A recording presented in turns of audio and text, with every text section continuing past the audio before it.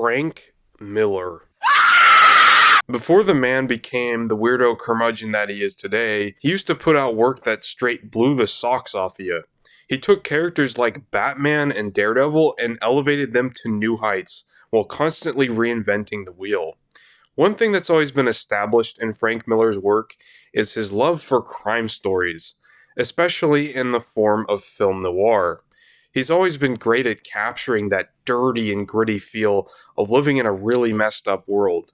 So, naturally, he ends up giving a crack at the whole noir thing and drops Sin City. When people use the term self indulgent, it's often used in a negative context, but in Sin City, it's self indulgent in the best way possible. It throws everything that Frank Miller unapologetically loves: old cars, tough guys, sexy broads, and ninjas. Sin City is about as pure as comics can get. It's stripped down to the absolute basics, and that's ironically its biggest strength. The stories are usually bare bone and sometimes feel like more of an afterthought to the action and artwork.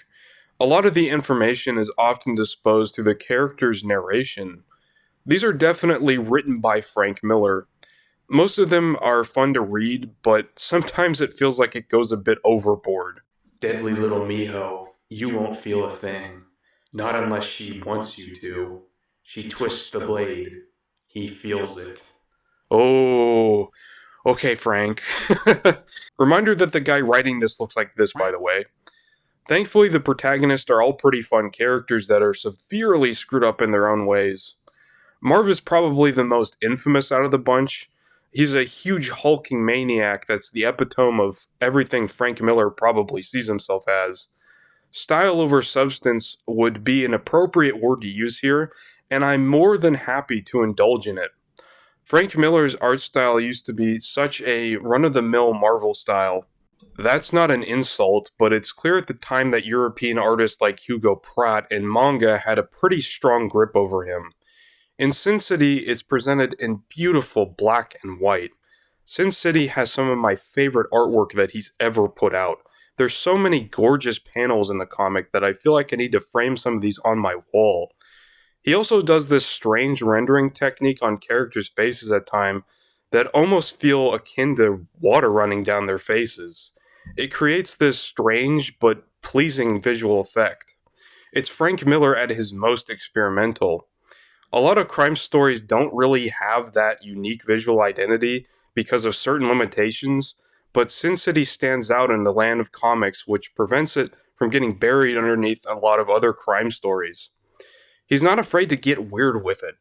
Why not make people's hands the size of their heads, or have a designated area that features a tar pit and dinosaur statues? My favorite visual anomaly is Rourke Jr. in That Yellow Bastard. That little touch of yellow makes his character feel so surreal and off-putting.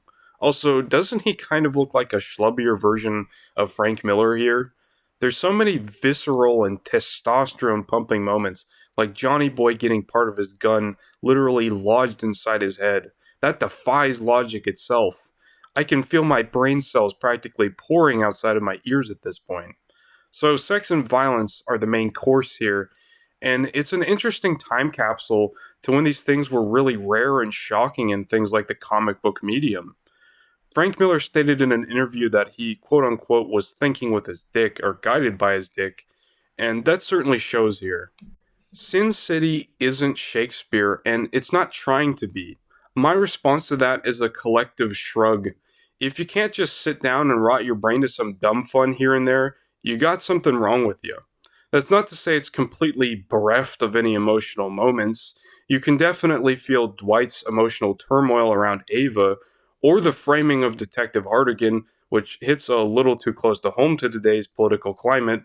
You also have to pity people that live within the absolute bedlam that is Sin City. The city itself feels like a character, a bleeding and a broken character stuck in that same cycle until it meets its tragic end.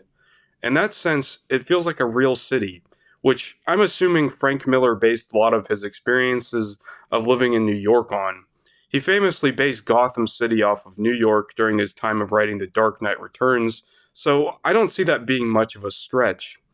You feel that uncomfortable hostility within the stories. It's as hopeless as it is beautiful. Sin City is really an exploration of what a lot of 90s comics would later become in a lot of ways. It also stands out amongst its peers at that time.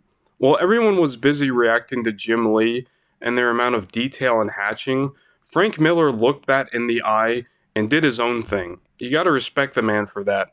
And the fact that it's aged infinitely better than some of its comics at the time period.